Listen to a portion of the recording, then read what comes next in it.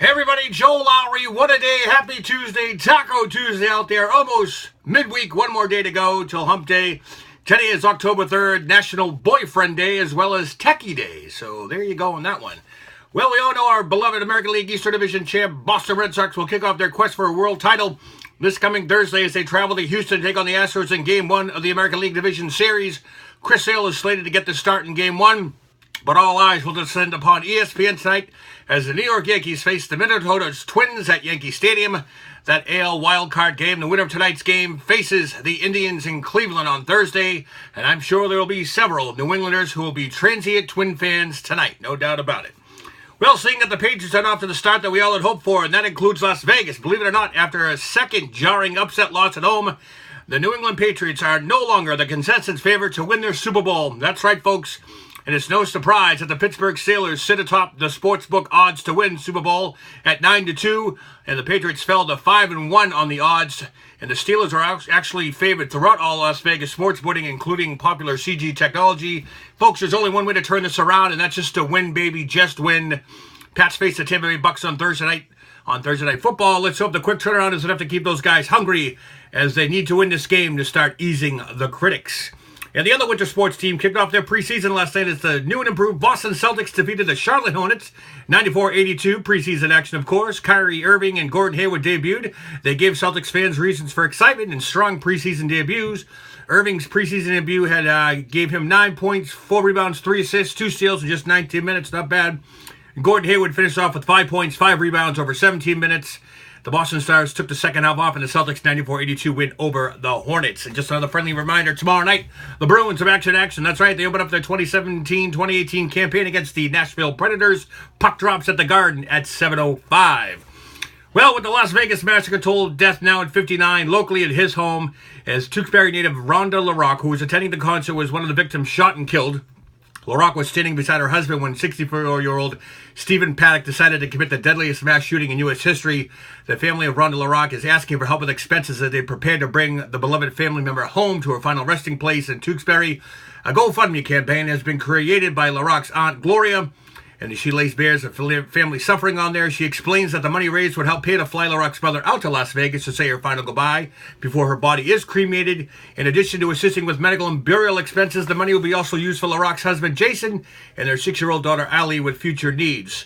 Rhonda will be flown home to her loved ones. Right now, as of this morning, actually this afternoon, $6,000 raised of its $25,000 goal.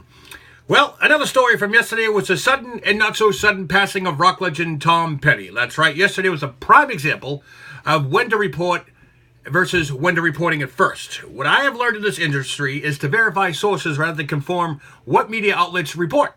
It's very easy for one to report the news via media outlet rather than confirming the news with a source.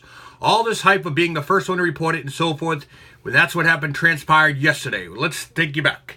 TMZ emerged with the story of Tom Petty's passing, which they said was confirmed by the LAPD.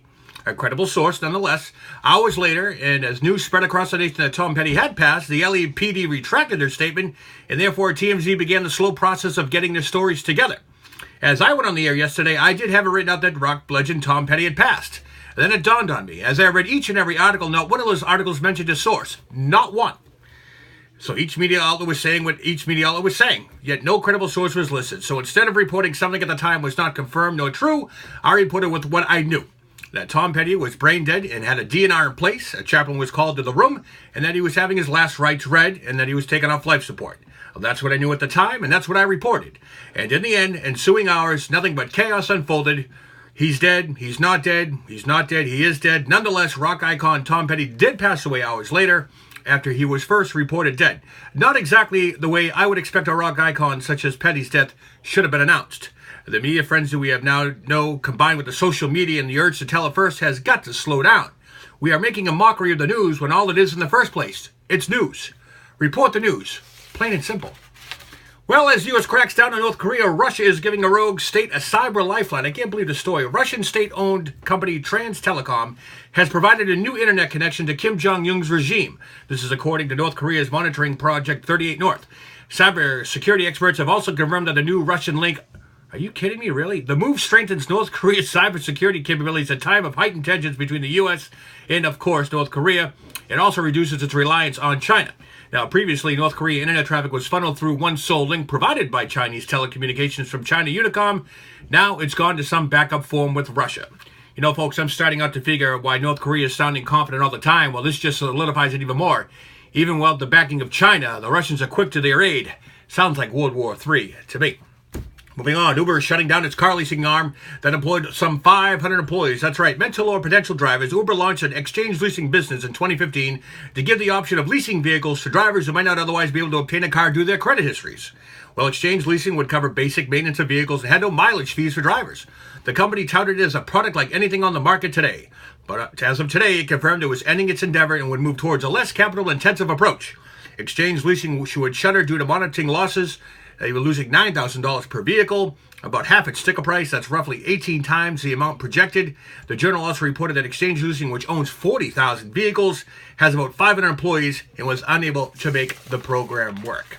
Late news out of wrestling world today as legendary wrestling announcer from Memphis, Lance Russell, passed away at the age of 91. Those of you who watched Memphis wrestling back in the 60s, 70s, and parts of the 80s knew Lance Russell as the voice of Memphis. For all you bakery lovers out there, well, and Sex and the City fans, nearly 7 years after rumors started swirling, the iconic New York City bakery is finally set to open. Boston Magnolia Bakery, whose appearance in Sex and the City helped fuel Cupcake boom in the 2000s, will open a location at Quincy Market this December in the space formerly occupied by Starbucks. Magnolia currently has 6 locations in New York City, including one original on Bleecker Street, as well as bakeries in Chicago, LA, and 17 locations outside the U.S. and scattered across 8 countries. Welcome, Magnolia. Well, folks, the North Quincy High School 30-year reunion. That's right, 3-0, guys. This coming Friday, November 24th at 7 p.m. at the Quincy Lodge of Elks Terrell Room. There's going to be a DJ, food, dancing, trivia, fun. You got to check it out. Check out their Facebook page at NQH87 for more information. And you can even purchase your tickets there, folks. We need you.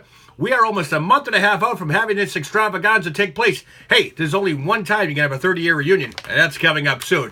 Anyways, now back to my channel, www.youtube.com/Joe Lowry. What a day. I need subscribers. I need you. I know you're out there. All you have to do is click the link that says subscribe. It's absolutely free. That's it. I will see you tomorrow.